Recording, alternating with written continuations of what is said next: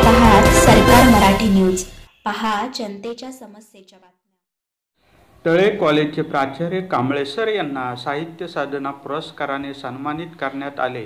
चंदूर तालुका हातकणंगले येथे झालेल्या 16व्या ग्रामीण मराठी साहित्य संमेलनामध्ये साहित्य क्षेत्रातील मान्यवरांच्या हस्ते श्री कांबळे सरांना साहित्य साधना पुरस्काराने गौरवण्यात आले. यावेळी त्यांना स्मृतिचिन्ह, प्रशस्तीपत्र, गौरवपत्र, शाल, श्रीफळ देऊन सत्कार करण्यात आला.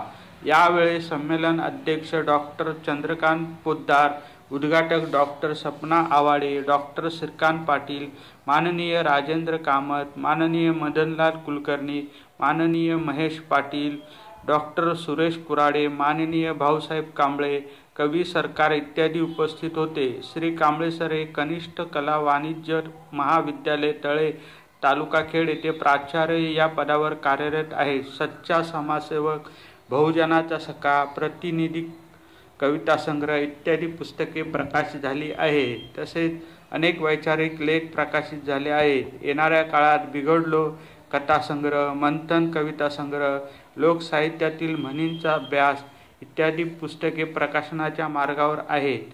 तसेच त्यांना जिल्हा व राज्यस्तरीय स्तरावरील अनेक पुरस्कार प्राप्त झाले आहेत.